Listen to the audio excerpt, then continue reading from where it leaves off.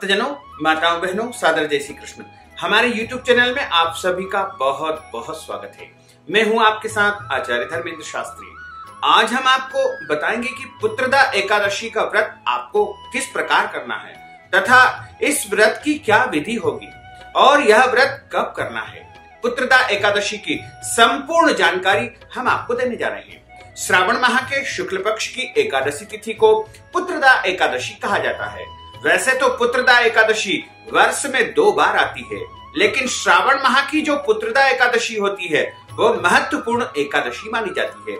संतान प्राप्ति के लिए, पुत्र प्राप्ति के लिए श्रावण माह की पुत्रदा एकादशी सबसे महत्वपूर्ण मानी गई है।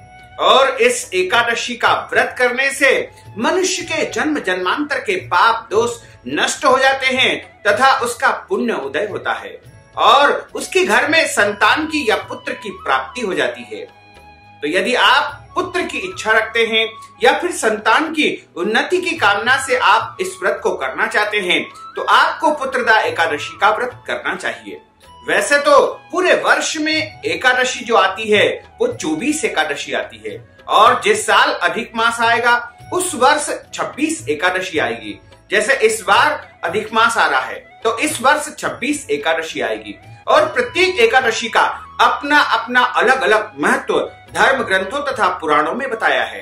और कृष्ण पक्ष और शुक्ल पक्ष इस प्रकार कुल मिलाकर के एक माह में 2 बार एकादशी आती है।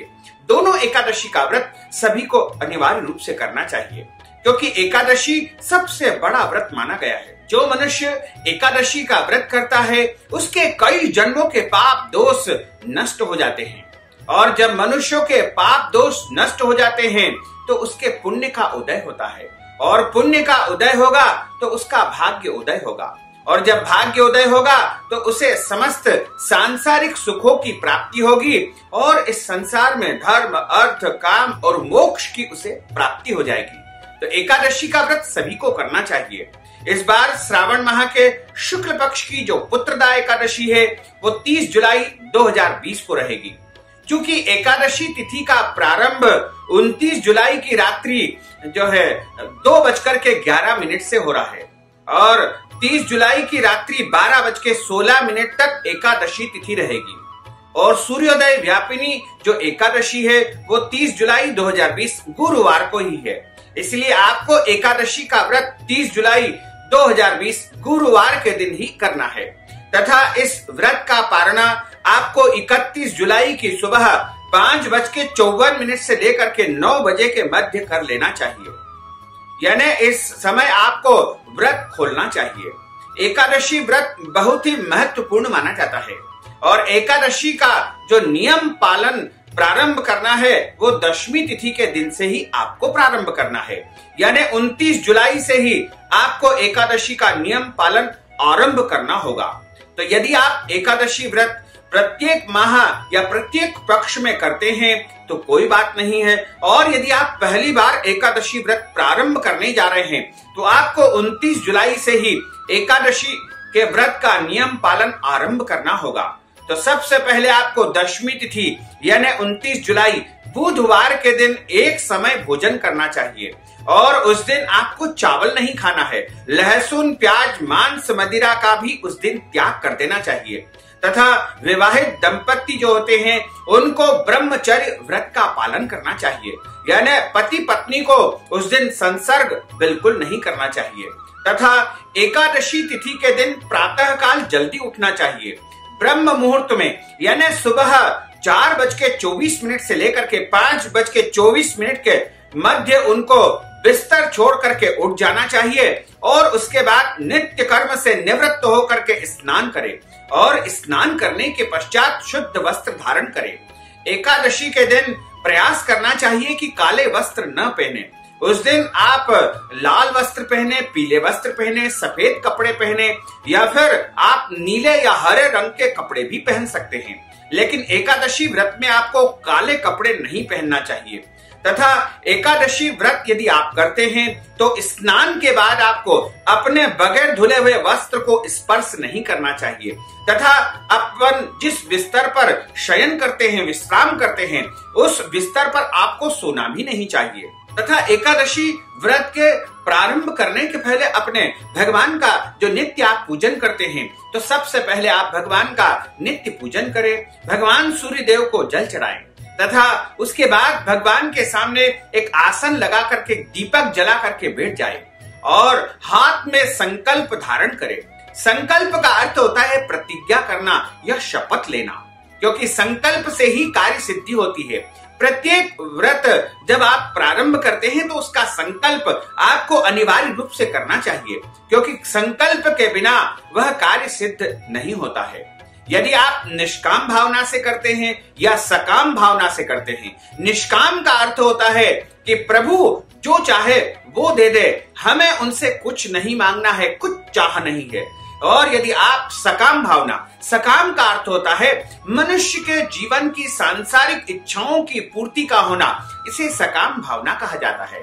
तो आप एकादशी का व्रत करते हैं तो आपको संकल्प धारण करना चाहिए, और एकादशी का जो संकल्प लेता है उसको हाथ में तुलसी पत्र तथा जल और सुपारी या फिर सिक्का रख करके संकल्प करना चाहिए। और यदि कुछ नहीं मिले तो केवल जल और तुलसी पत्र हाथ में इस प्रकार रख करके संकल्प करें और 3 बार विष्णु विष्णु विष्णु का उच्चारण करें। उसके बाद कहे कि आज मैं श्रावण माह के शुक्ल पक्ष की पुत्रदा एकादशी का व्रत करने जा रहा हूँ या करने जा रही हूँ, मेरा नाम ये है, मेरा गोत्र ये है। इस प्रकार आप बोल करके अपनी यदि कोई भी कामना है तो उनको आप मन में उच्चारण करें। संतान प्राप्ति की, पुत्र प्राप्ति की या जो भी इच्छाएं आपके मन में है उनको आप उच्चारण करें और उस संकल्प को भगवान को अर्पण कर देवे तथा उनसे हाथ जोड़ करके प्रार्थना करें कि हे प्रभु, आज मैं पुत्रदा एकादशी का व्रत करने जा रहा हूँ या करने जा रही हूँ, मेरे इस व्रत को आप सफल करना तथा आपकी कृपा से मैं इस व्रत को परिपूर्ण कर सकूं, ऐसी शक्ति और सामर्थ्य मुझे प्रदान करना। इस प्रकार भगवान से प्रार्थना करे और व्रत का प्रारंभ कर दे। एकादशी व्रत में अन्न का सेवन बिल्कुल नहीं करना चाहिए।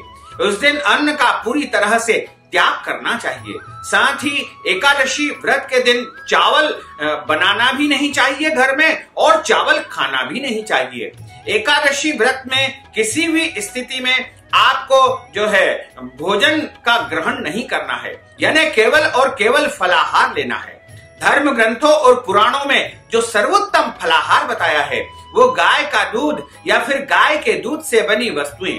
चूंकि श्रावण माह में गाय का दूध नहीं पिया जाता है तो आप गाय के दूध से बनी मिठाई या अन्य वस्तुओं को जो है फलाहार के रूप में ग्रहण कर सकते हैं, या फल से संबंधित कोई भी वस्तु आप फलाहार में ग्रहण कर सकते हैं। वैसे तो फलाहार में अन्य भी वस्तुएं आती है और इसमें आप चाहें तो सेंधा नमक या फलाहारी नमक का उपयोग कर सकते हैं। सादा नमक इस व्रत में उपयोग नहीं करना चाहिए तथा दिन में आप चाय, दूध इत्यादि वस्तुएं ले सकते हैं, कोई दोष नहीं है। लेकिन श्रावण माह है इसलिए दूध आपको सेवन नहीं करना है। दूध से बनी अन्य वस्तुएं आप इस व्रत में जो है सेवन कर सकते हैं। इसके अलावा इस दिन घर में लहसुन प्याज का उपयोग बिल्कुल नहीं करना चाहिए।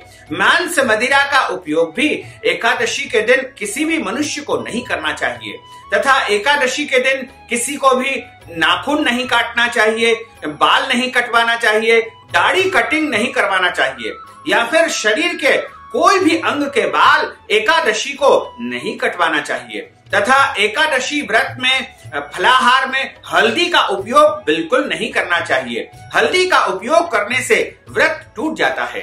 इसके अलावा जो एकादशी का व्रत करता है उसको दशमी तिथि को और एकादशी को पान नहीं खाना चाहिए। जो मनुष्य एकादशी को पान खाता है उसका व्रत भंग माना जाता है, यानी उसका व्रत टूट जाता है। इसी प्रकार एकादशी के दिन आपको जो है पेड़ पौधों को काटना नहीं चाहिए। इसके अलावा एकादशी के दिन तुलसी पत्र बिल्कुल नहीं तोड़ना चाहिए, क्योंकि एकादशी का व्रत बिना तुलसी पत्र के अधूरा माना जाता है। इसलिए आप एक दिन पहले तुलसी पत्र तोड़ करके रख लीजिए।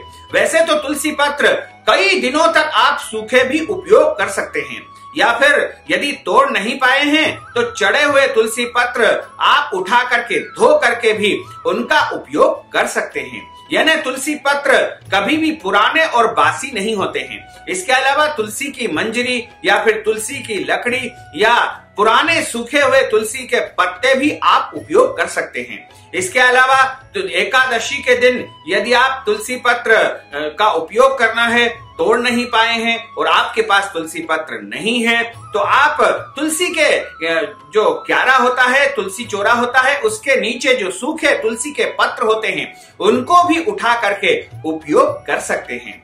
और तुलसी पत्र का उस दिन पूजन अर्चन करना चाहिए, दीपक भी लगाना चाहिए। कई लोग इस बारे में बड़े भ्रमित रहते हैं कि एकादशी के दिन तुलसी की पूजा करें या न करें। इस बारे में हम आपको स्पष्टीकरण कर दें कि तुलसी जो है भगवान कृष्ण की पटरानी है, जिसे वृंदा कहा गया है। इसलिए यदि आप तुलसी की पूजा एकादशी के दिन नहीं करेंगे तो आपका व्रत अधूरा माना जाएगा।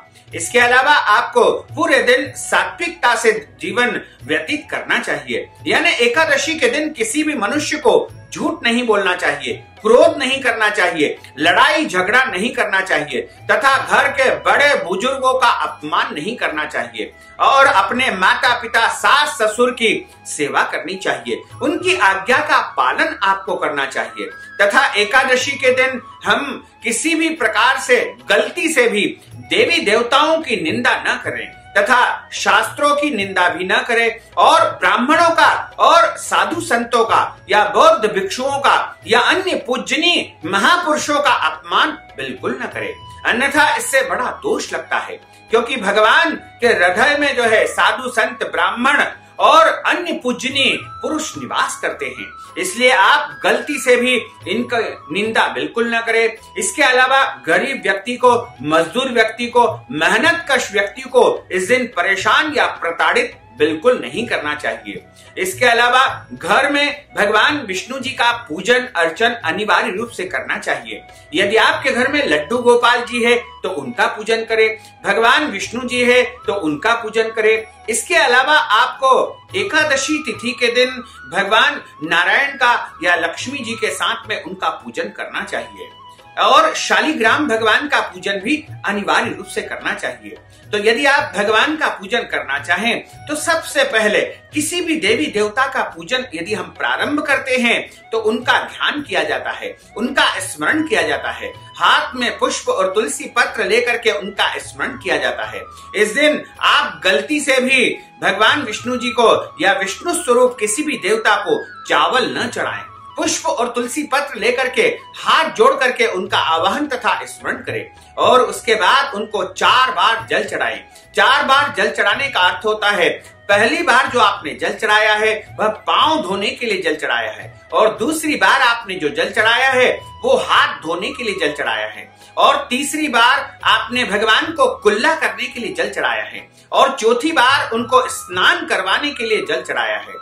ध्यान रखिएगा कि भगवान विष्णु को गंगा जल से स्नान नहीं करवाया जाता है, इसलिए आप न तो पंचामृत में इस दिन गंगा जल डालें और न ही भगवान को सीधे सीधे गंगा जल से स्नान नहीं करवाएं, क्योंकि गंगा जी का प्रागट्य भगवान विष्णु के चरण से हुआ है। इसलिए यदि आप भगवान विष्णु जी को तीर्थ जल से स्नान करवाना चाहते हैं तो आप यमुना जी के जल से करवाएं, या फिर यमुना जल आपके पास उपलब्ध नहीं है तो आप यमुना जी का स्मरण करते हुए और साधारण जल से भी स्नान करवा सकते हैं, तो आपको यमुना जल का पुण्य फल प्राप्त हो पाएगा। इसके अलावा एकादशी की कथा अनिवार्य रूप से सुनना चाहिए और एकादशी व्रत में एक समय नमक का सेवन करना चाहिए।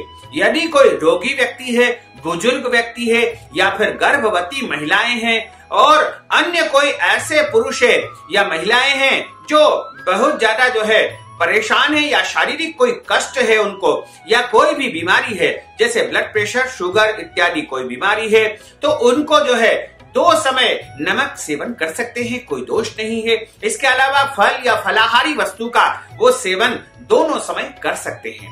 तो इसके अलावा आपको एकादशी की रात्रि में जागरण करना चाहिए और जो मनुष्य इस दिन पुत्र प्राप्ति या संतान प्राप्ति की इच्छा करता हो उस दिन घर में गोपाल जी की पूजा करके उनको माखन मिश्री का भोग लगा करके पति पत्नी को यानी जो संतान की इच्छा रखते हैं उनको माखन मिश्री का चढ़ा हुआ प्रसाद ग्रहण करना चाहिए, जिससे संतान प्राप्ति का योग उनके जीवन में बनने लगेगा। रात्रि जागरण करना चाहिए। रात्रि में भजन कीर्तन करने का विशेष महत्व माना गया है। जो मनुष्य एकादशी की रात्रि में ओम नमो भगवते वासुदेवाय इस महामंत्र का जाप करता है, उसके जीवन के सारे कष्ट और संकट समाप्त हो जाते हैं तथा उसके सभी मनोरथ पूर्ण हो जाते हैं। इस प्रकार आपको एकादशी का व्रत करना है और अगले दिन यानी 31 जुलाई शुक्रवार के दिन प्रातः काल जल्दी उठना है और जल्दी उठ करके स्नान करना है। शुद्ध वस्त्र आपको धारण करना है और उसके पश्चात आप भगवान का नित्य पूजन करके सूर्य भगवान को जल देने के पश्चात आप व्रत का पारणा करें।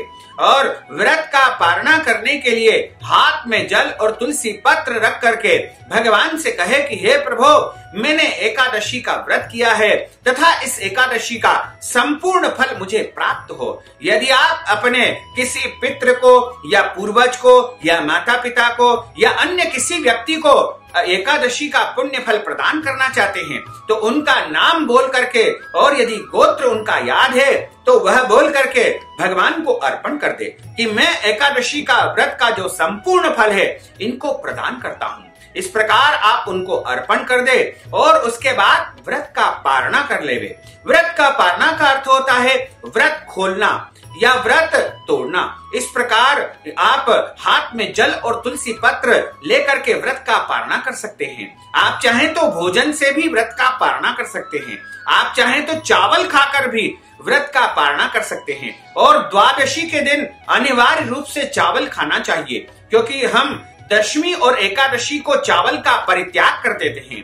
क्योंकि चावल को देव अन्न की संज्ञा दी गई है, इसलिए द्वादशी के दिन अनिवार्य रूप से भगवान को चावल का भोग भी लगाना चाहिए तथा स्वयं भी चावल ग्रहण करना चाहिए। और इस दिन ब्राह्मणों को, साधु संतों को और मंदिर में आटा सामान, सीधा फल, वस्त्र इत्यादि का दान भी करना चाहिए। इस दिन जल कलश का दान भी आप कर सकते हैं या अन्य वस्तुओं का दान भी आप कर सकते हैं। इस प्रकार आपको एकादशी के व्रत का विधि विधान का पालन करना चाहिए तो निश्चित तौर से आपको एकादशी के व्रत का संपूर्ण फल प्राप्त हो पाएगा। भक्तजनों, माताओं, बहनों, हमने जो ज्ञानवर्धक जानकारी आपको दी है उसको आप अधिक से अधिक लोगों को शेयर करिएगा, लाइक करिएगा, कमेंट करिएगा और यदि अभी तक आपने सब्सक्राइब नहीं किया तो अभी और इसी समय सब्सक्राइब अवश्य कर लीजिए। आपको और आपके परिवार को सादर जय श्री कृष्ण, सादर धन्यवाद।